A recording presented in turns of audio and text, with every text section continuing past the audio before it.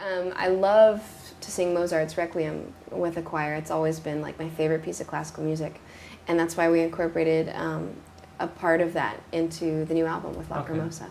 Okay, so, and how come especially the Requiem? How come?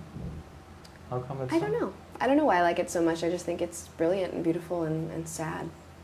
And do you listen to classical artists often still? I mean, Bach or Strauss or... Yeah, I mean, I used to. It's more fun to play than to listen to. But it's been a while. I haven't really been into that as much lately. Now it's, you know, a lot more of a lot of other stuff. I liked classical a lot when I was a teenager.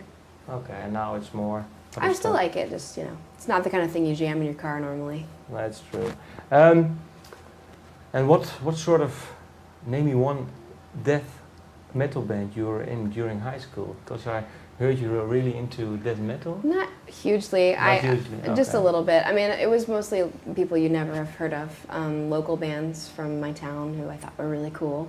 Yeah. And it was all about going to the concerts and in little tiny sweaty clubs and rocking out. And is there one special concert you still remember?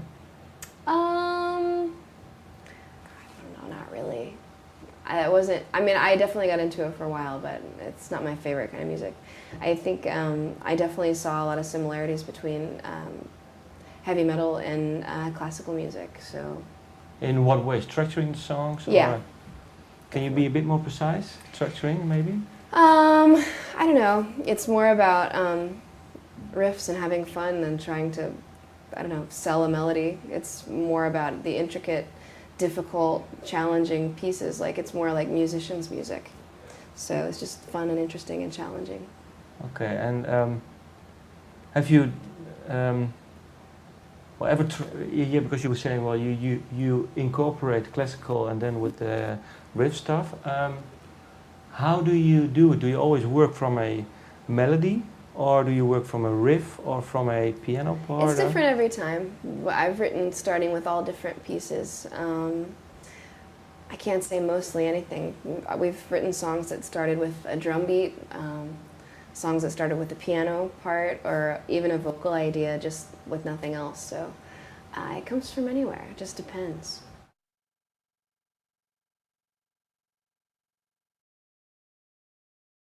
Yeah? I just feel like we've grown a lot since that album. I mean, a lot of the writing on it was done when I was like 16 years old. So for me to listen to it now, I still think it's great. But I don't know. I think we're better now than we were then, for sure. I think we're better writers. And I'm a braver singer and a braver musician and a braver writer. It's not so simple and structured. But you still like the album? Of course I still like it, but I don't really usually listen to it. No?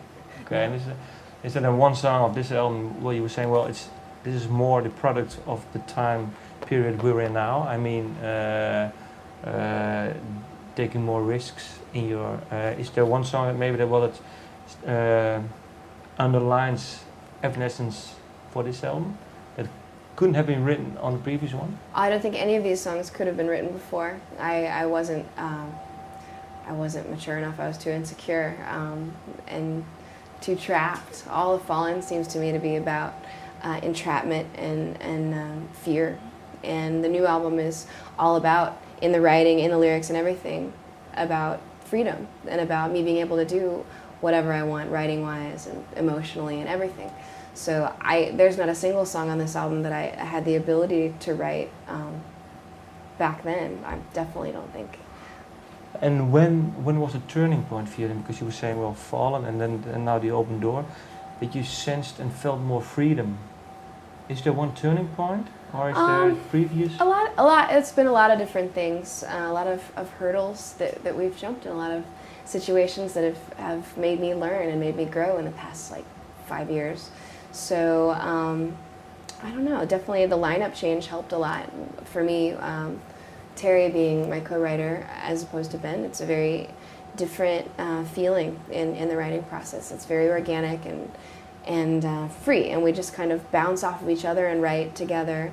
And with Ben, it felt like there were a lot of rules, and he really wanted it to be commercial and structured and easy for people to digest. And while I think that's important, I think it's a lot more important to be innovative and to express yourself and be true to what you really want to put in the music, not what you think people want from you.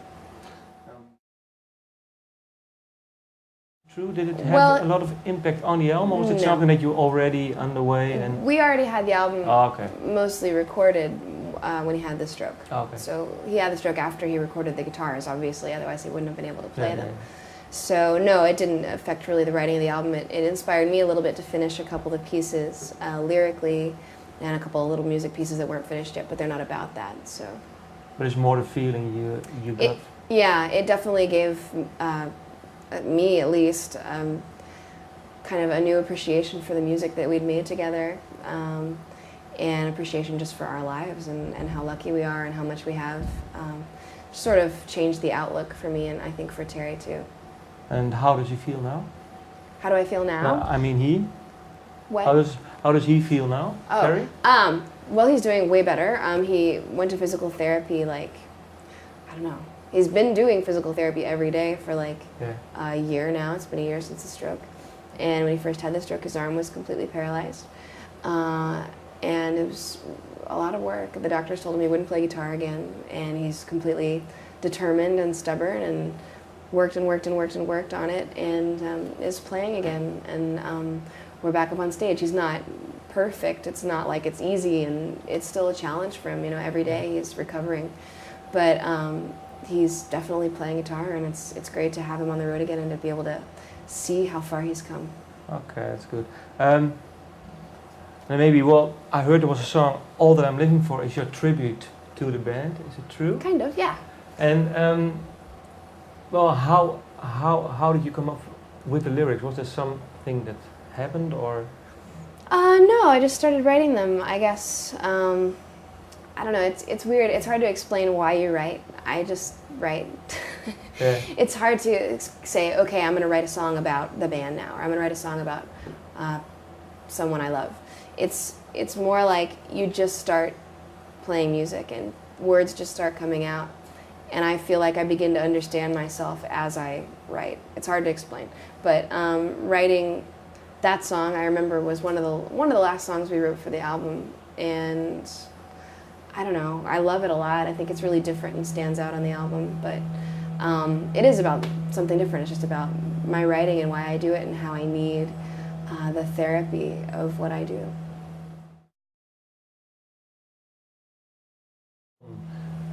Lyrically, is there some sort of, well, certain themes you write about? Yeah, definitely. It's empowerment. It's about strength. It's a great album for me because listening to it, I feel better. Like, from listening to the album, beginning to end, I actually end up in a great mood. Like, I end up feeling like, yes. And Fallen, I had so much to say and so much to express about how trapped I was and about how lost I felt. And so listening to it almost makes me feel kind of mad at myself, or sad, or like, man, why did I stay in that situation for so long, or those situations? And listening to this album, it's all about breaking free and all about moving on and letting go of all the things that hold you down. So it's a very positive album to me. I think there's a lot of dark parts to it, but still, thematically, it's very empowering and very, very strong. And when did you come up, well, my last question, with the album title, The Open Door? Early, actually. We'd only written maybe 3 or 4 songs, and it was just Terry and me sitting around in my house in California where I used to live. And I just said, I think I want to call the album The Open Door because all the doors are open for us. Like, we can do whatever we want. Like, we just turned off the phones, we weren't hearing anything from the label, no advice from anyone, there was no rules, no nothing. We were just free to be creative and do whatever. With everything we've been through and everything that had changed, it just was, the doors were all open for us to completely grow and be creative and be artists for a change. So that's why. What do you mean for a change, be artists? Well, like I was saying before about, you know, there's rules. It's hard making your first album, for one thing, just because you have to break into the industry. There's so much pressure to have that hit single that's better than anything out there and whatever. And if you fail, it's over. Like, you can't, the label's not going to support you forever, and keep trying. And once people have already heard your name and you've already failed, you know, they're less likely to, you know, like your stuff in the future. So There's a lot of pressure, and it felt like all the pressure was gone this time around. So now you feel free. Yeah. And what is the next step for you? Have you already thought about it? Just tour. I'm not thinking ahead of tour for No? now. I love the new album. It's still fresh and new to me and challenging, so it's fun to play all the new songs, and we're just going to tour all next year and go all over the world.